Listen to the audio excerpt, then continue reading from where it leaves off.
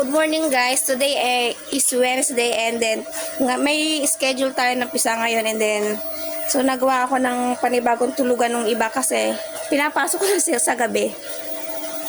Nagawa ko ng tulugan kasi yung may daga dito yung akong mga sisiw and dalawa yung nakagat. Nakagat lang naman dito, hindi nakain. So ito sila. So yan sila at ang nakagat ay hindi ko masyado sigurado pero parang itong nasa dulo to kasi magkakamuka. Ayan. So may kagat yan sa binte, sa pakpak, sa dalawang pakpak and then sa tiyan pero okay na siya. Kasi ginamot natin yan at masisigla naman yung mga yan, malalakas. Yan. Ito yung ating first batch and second batch. Yan. So naliligo sila sa buhangin. Ito yung ginawa natin tulugan nila every night kasi nga para hindi sila napapasok ng daga. Ito pa yung isa ginawa ko kanina lang para ito naman magiging tulugan nitong third and fourth batch. Yung bagong pisa ngayon ay dito ko ilalagay mamayang gabi kasi so ito na guys yung nakagatong nakaraan tapos the next day is yung isa do na ginamot ko. Ito yung matindi yung kagat kasi talagang tanggal ang pakpak niya yan. So wala na siyang pakpak.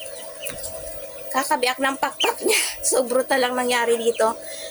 Yan, so may mga tama din siya sa leeg niya. Yan. So pero I'm so glad na talagang gumaling siya.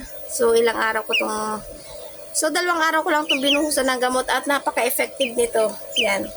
So kahit wala na siyang pakpak at labas na yung laman niya ay gumaling talaga siya. So eto babae. Yan. Babae siya. At yung isang nakagat doon ay babae din pala. Ito, so brutal talaga nangyari dyan. So ito pati yung leeg niya. May mga kagat-kagat yan o. So itong pakpak niya lumawit na. So ito ay nakasama dun sa aking third and fourth batch yan. So nakita ng laman. Pinagputulan. So ito ay yan o. So ganyan katindi yung tama nito. Ito ay nakasama dun sa third batch kasi nga ito ay inaaway na nung mga kapatid niya kasi itong lumalawit-lawit na to. Gupitin ko siguro ito kasi pag nahila masakit. Yeah, so tinutuka siya at hindi na siya pwedeng isama doon kasi may kakaiba sa kanya. Siguro dahil nung ito ay kinain ng daga. So isinama ko siya doon sa bagong pisa kasi mainit doon.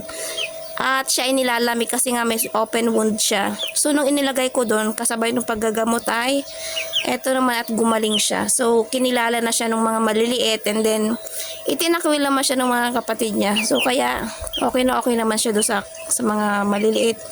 Yun nga lang yung tinutuka niya ay pang sisiw din. So eto siya ang ating survivor. Yan. Masigla naman to at saka ang cute. Pati isang pakpak niya lumilipad pa rin siya. Yan. So isa na lang talagang pakpak niya. So yung tubig nila ngayon ay may oregano para naman gumaling sila at hindi magkasipon. Yan. At yung mga pagkain nila ay hinahaluan ko din ng gulay kasi nagigiling ako ng gulay. So gustong-gusto din nila.